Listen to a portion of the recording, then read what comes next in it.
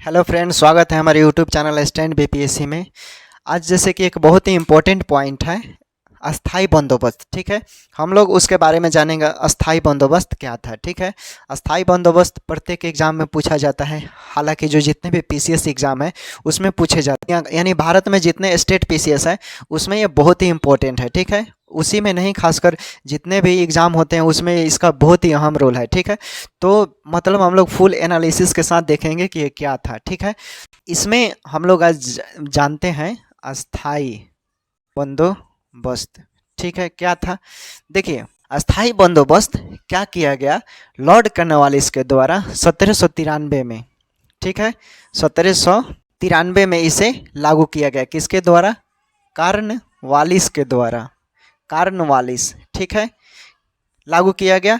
तो देखिए यहाँ पर समझिए क्या था ये, क्या किया गया। 1793 में कॉर्नवालिस ने एक प्लान बनाया कि किसानों पर क्या किया जाए, जो कर लगाया जाए। ठीक है, कर लगाया जाए, लगान वसूली का, भू राजस्व व्यवस्था का कर लगाया जाए। ठीक है, वो जो कर होगा 10 वर्षों के लिए लगाया जाए। ठीक है, शुरुआत में जब मीटिंग बना तो उसने कर दिया कि 10 वर्षों के लिए लगाया जाएगा। ठीक है, तो उसने सबसे पहले इसे कितने वर्ष के लिए लगाया?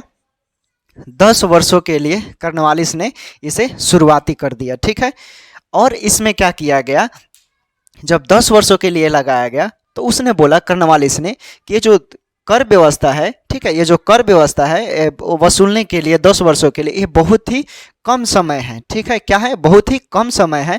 इसलिए क्या किया जाए, इसे बढ़ा दिया जाए। ठीक है, क्या किया जाए? इसे बढ़ा दिया जाए, यानी बढ़ाकर क्या किया जाए? अस्थाई कर दिया जाए, हमेशा के लिए कर दिया जाए। ठीक है, तो क्या किया, शुरू में 10 वर्षों के लिए था और बाद में इसे बढ़ाकर क्या कर दिया गया? अस्थाई कर दिया गया। ठीक है, अस्थाई कर दिया गया, इसलिए इसे क्या बोलते हैं? अस्थाई बंदोबस्त। ठीक है, कॉन्सेप्ट क्लियर हुआ?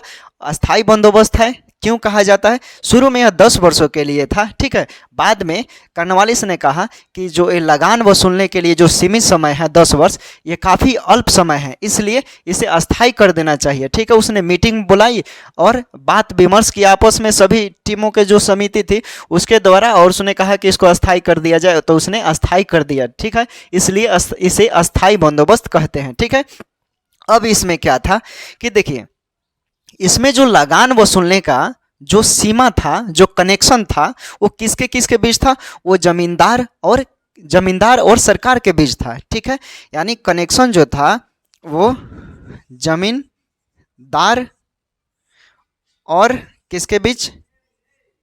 सरकार। ठीक है, जमींदार और सरकार के बीच था। ठीक है, यानी लगान जो वसूलेगी वो जमींदार क्या करेगी? जमींदार किसानों से लगान वसूलेगी। ठीक है, और वसूल कर, यानी सरकार की जो टैक्स ऑफिस है, लगान ऑफिस है, वहाँ पर उसे जमा कर देगी। ठीक है, और जमा करने के बाद क्या होगा, इसमें सबसे पहले यानी 10/11 भाग, 10/11 भाग क्या करेगी वो? सरकार को।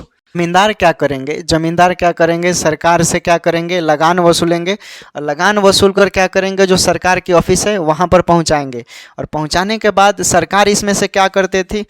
10/11 भाग अपने पास रखती थी।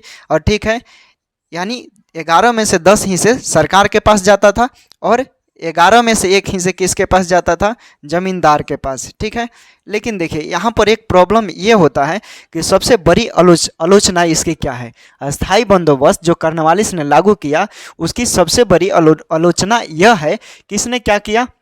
कर वसूलने का जो रेट था, जो दर था, उसने फिक्स नहीं किया कि जमींदार जो है वो किसानों से कितना कर वसूलेंगे। ठीक है, कितना होना चाहिए। ठीक है, इसलिए जमींदार किसानों से फ़ायदा उठाने लगे, उनका दमन, अत्याचार, शोषण, और काफ़ी बुरी तरह से उस पर अत्याचारी के साथ साथ शोषण करने लगे। ठीक है, यानी सरकार ने तो फिक्स नहीं किया कि किसानों से कितना रेट वसूलना है, उसका ये लोग फ़ायदा, जमींदार जो थे ये क्या करने लगे? फ़ायदा उठाने लगे, ऊंची दर पर वो क्या करने लगे? टैक्स वसूलने लगे, लगान वसूलने लगे, कर वसूलने लगे भूमि राजस्व का। ठीक है, उसके साथ साथ क्या हुआ? जमींदार जब ऊंची दर पर कर वसूलेंगे तो क्या होगा? किसान तो बुरी तरह मरेंगे, दमन होगा उनका।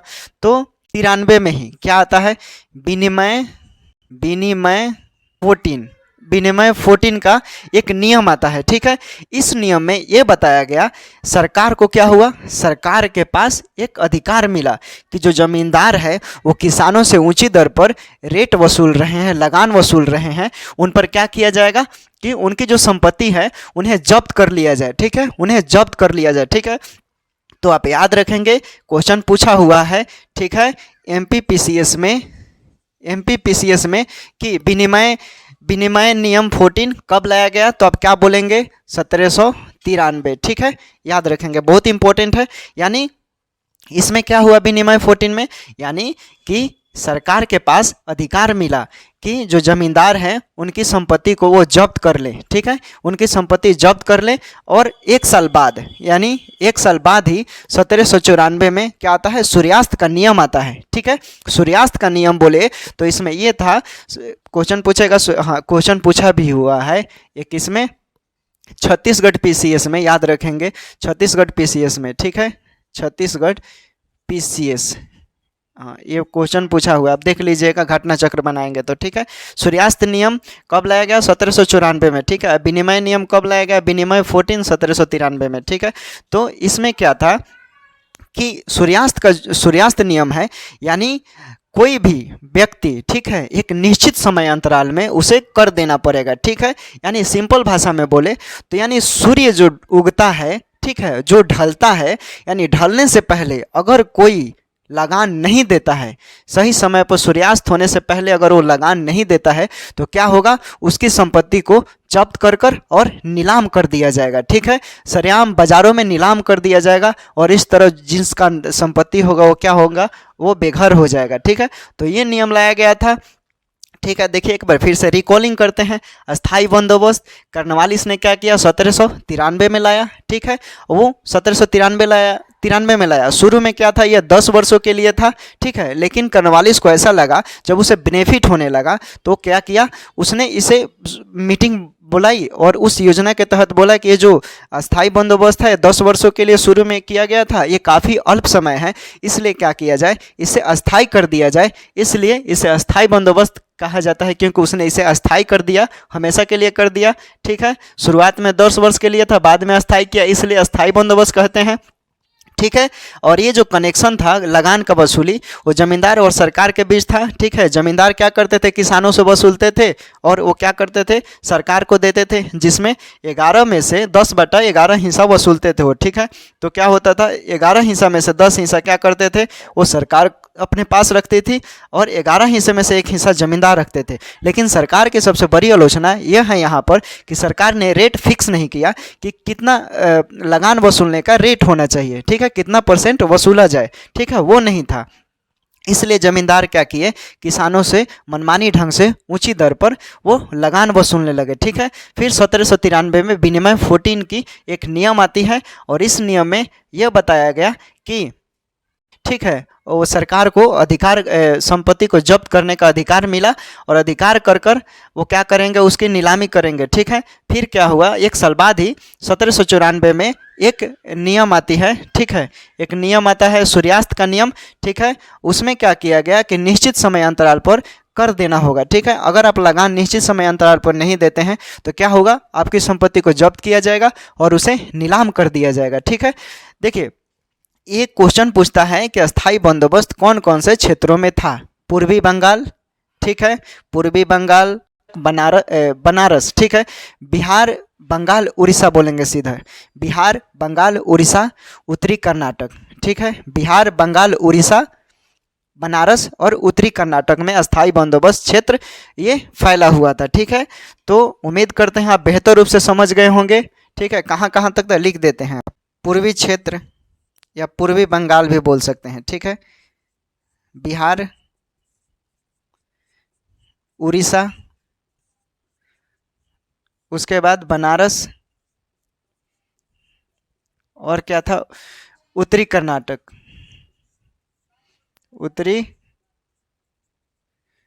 कर्नाटक, ठीक है। तो ये था अस्थाई बंदोबस्त, समझ गए होंगे। हम लोग कल इसके बाद वाले वीडियो में देखेंगे रैयतवारी व्यवस्था, ठीक है। तो बहुत ही सिंपल भाषा में मैंने समझाया, उम्मीद करते हैं आप लोगों को समझ में आ गया है, ठीक है। तब तक मिलते हैं नेक्स्ट वीडियो में, अपना ख्याल रखें और पढ़ाई करें, स्वस्थ रहें।